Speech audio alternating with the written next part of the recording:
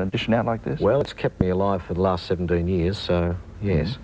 But the book itself, I mean... The book itself, this is actually a reissue. We first collected most of the songs in 1978, and thus far sold about 80,000 copies. Great. Which is, I think it's a platinum book.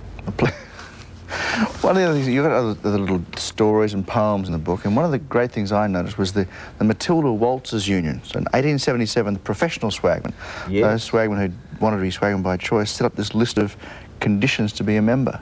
Well, I think they're getting a bit worried about scabs, you know, sort of amateur swaggies and impinging on their territory, so they decided that may well have been the first union, because the Shearers Union is commonly accepted as the first one, but that's the 80s, so if this is fair dinkum, I mean, there's no way of telling whether this is authentic, but we came across it in the Mitchell Library while we were doing some research for the book. There was a collection of the first meeting, the inaugural meeting was a collection of, quote, frowsy deadbeats, loony hatters and aggressive cadgers.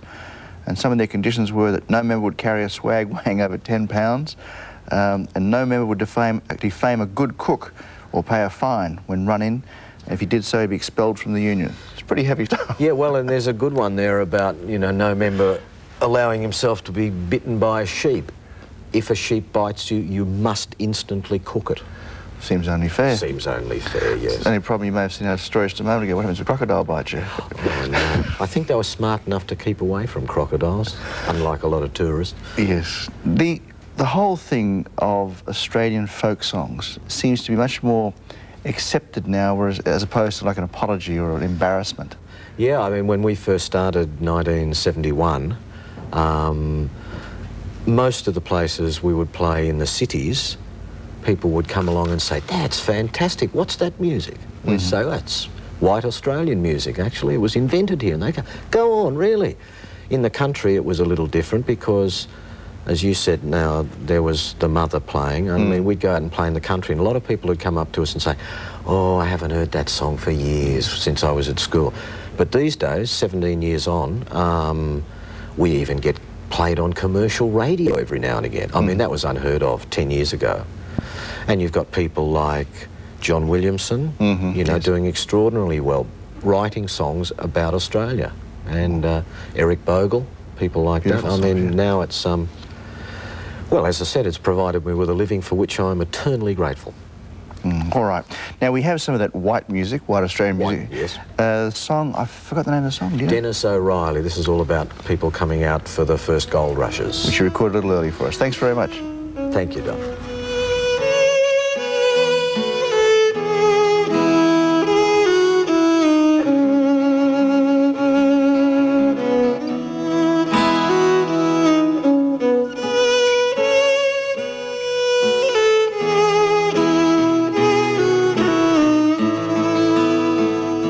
Now when first I left old Highland shores, all the yarns that I was told of how folks out in Australia, they could pick up lumps of gold, and how gold dust lay in all the streets, and the miner's right was free. Well, hurrah, says I, me loving friends, that's just the place for me.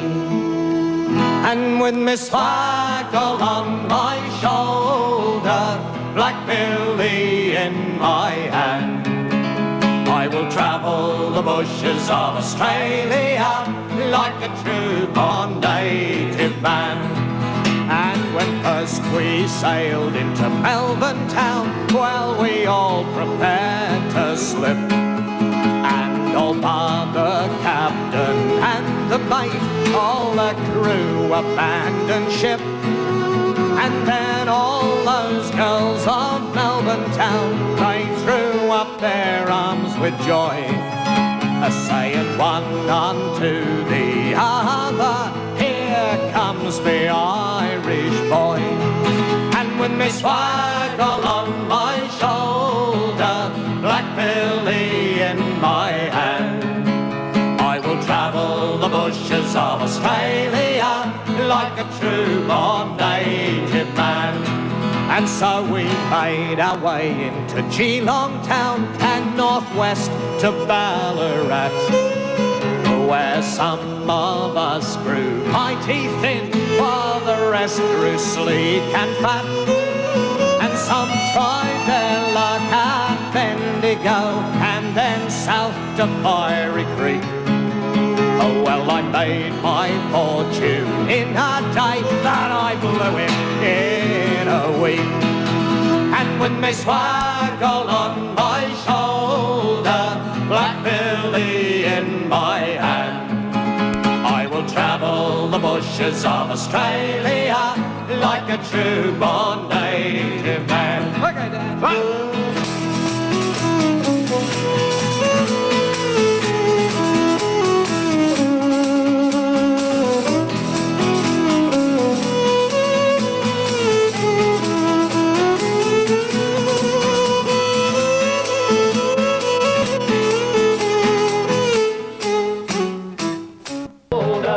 Black Billy in my hand, I will travel the bushes of Australia like a true-born native man.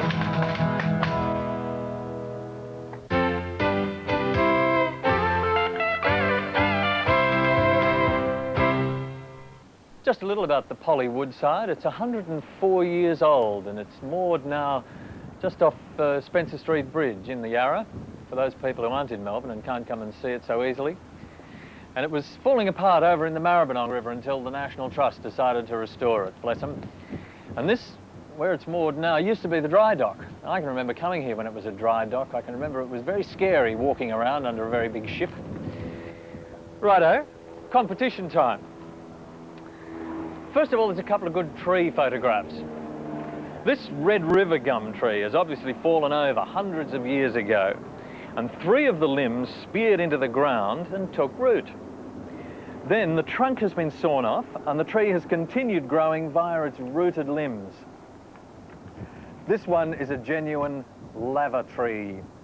A seedling cassia tree grew up and eventually split the whole dunny right apart.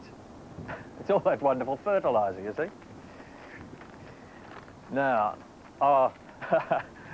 Merv Lily's damper must have inspired a few people with bush recipes. This one's an oldie but a goodie.